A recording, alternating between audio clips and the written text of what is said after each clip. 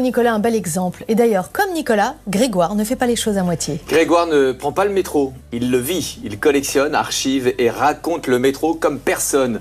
Une passion folle pour un monde souterrain qui ne manque pas d'anecdotes. C'est un portrait signé Eléa Morel.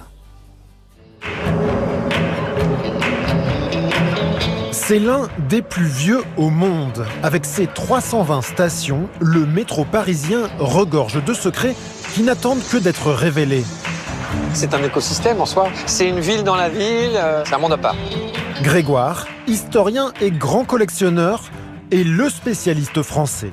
D'un temps périse en anecdotes, aujourd'hui, il nous raconte la folle histoire du métro de Paris. Un objet, que ce soit un bout de papier, un bout de métal, une plaque émaillée, ça raconte une histoire. L'histoire des hommes et des femmes, c'est ça qui est intéressant d'elle. Une grande histoire qui débute à la fin du 19e siècle. À l'époque, Paris est souvent paralysé. Entre les charrettes, les premières voitures et une population qui accroît sans cesse, il est presque impossible d'y circuler. Paris va accueillir l'exposition universelle de 1900. Et ensuite, on ne peut pas recevoir le monde entier dans Paris si on n'a pas des transports en commun dignes de ce nom. Et c'est ça qui a été l'accélérateur pour installer et lancer la première ligne de métro. Le 19 juillet 1900, c'est l'inauguration. Dehors, il fait 38 degrés. Pour se mettre à l'ombre, les Parisiens se pressent à la découverte de ce fameux métro. On est devant une entrée typique du début d'ouverture du métro, fait par un architecte qui s'appelle Hector Guimard. À l'époque, les bouches de métro sont imaginées comme un abri pour les jours de pluie. Et celui-là est particulier parce que c'est le seul à avoir une couverture encore. Il y a un toit en fait pour protéger l'accès. C'est ce qu'on appelle historiquement le style rocaille, très inspiré en fait du monde végétal. Il y a de la fonte, de la lave émaillée, c'est très travaillé. Mais il faut séduire et donner envie d'eux. C'est pour ça qu'on va chercher un architecte réputé qui va faire quelque chose qui est considéré comme esthétique pour l'époque. Parce que rentrer sous terre pour prendre un transport qui fonctionne à l'électricité, c'est pas gagné. Les gens, ils ont beaucoup d'appréhension. En plus, il y a des campagnes de presse à l'époque qui disent « mais n'allez pas dans le métro, ça va être un bouillon de culture, vous allez attraper toutes les maladies possibles parce que vous allez être les uns sur les autres, etc. » Pour rassurer les Parisiens, tout est alors pensé dans les moindres détails. Une grande partie des stations anciennes sont recouvertes de carrelage parce que ça permettait de nettoyer à grandes eaux et s'assurer vis-à-vis des utilisateurs du métro que le métro était le plus sain possible. Ces carreaux, ils ont une particularité, c'est le carreau blanc biseauté parce qu'à l'époque, l'éclairage était très faible. Donc une source de lumière faible, ça permettait de l'amplifier grâce à ce carreau blanc biseauté. Passionné par ces anecdotes historiques, Grégoire est aussi l'un des plus grands collectionneurs de tickets et d'objets du métro. Une passion née quand il était tout petit. J'ai grandi à Paris et j'étais un petit garçon qui habitait à côté du métro aérien dans le 15e arrondissement. Certains aiment les avions, d'autres les bateaux. Moi, c'était le train. J'avais déjà un train électrique. Et très vite, j'ai eu l'occasion de récupérer des objets qui partaient à la décharge, à la benne. Et ces objets, c'est un témoignage d'un moment, d'une époque.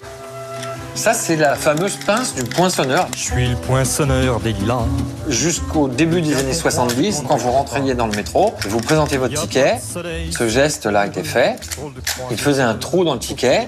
Donc ce geste-là, il est très symbolique d'un Paris disparu. Et puis la chanson de Gainsbourg a immortalisé ce métier qui est aujourd'hui disparu, mais dont il reste cet objet. Des trous de seconde classe, des trous de première classe. Jusque dans les années 90, il existait bien une première classe dans le métro, avec des tarifs et un confort différents. Des petits trous, des petits trous.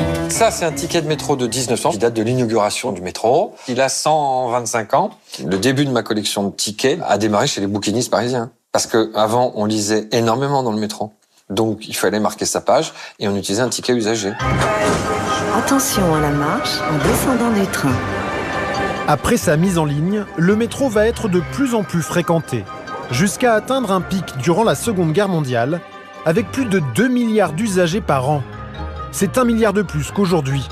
Pendant l'occupation, les gens ont froid parce qu'il y a peu de moyens de se chauffer, il y a peu de charbon, etc. Donc soit les gens allaient dans les bars parce que c'était chauffé, il y avait un poêle, ils se mettaient autour du poêle, soit on se retrouvait aussi et on vivait dans le métro.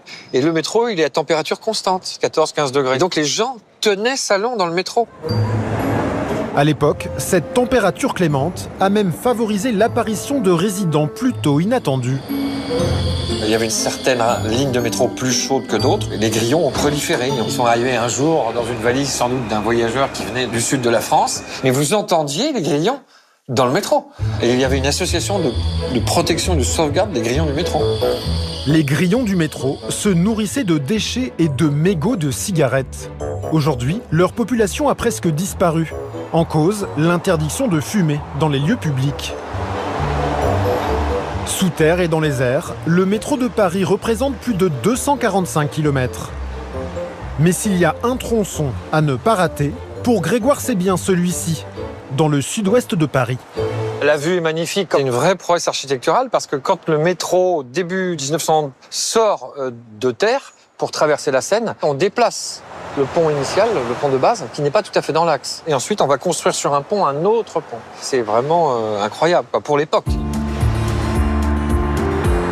Jean-Paul Belmondo, en 1973, tourne un film qui s'appelle Peur sur la ville. Il fait une cascade historique et il va en fait traverser le viaduc, mais juché sur le toit du métro. Et au dernier moment, il y a un câble, des câbles électriques qui traversent l'entrée de la station. Et Belmondo, on le voit, au dernier moment, s'aperçoit qu'il y a le câble et s'aplatit complètement sur le toit du métro. Et ce jour-là, il a failli mourir. Il y a plein d'histoires de gens connus et inconnus dans le métro. C'est un lieu de brassage. Donc des vies se croisent, se font, se défont dans le métro. Et changement total.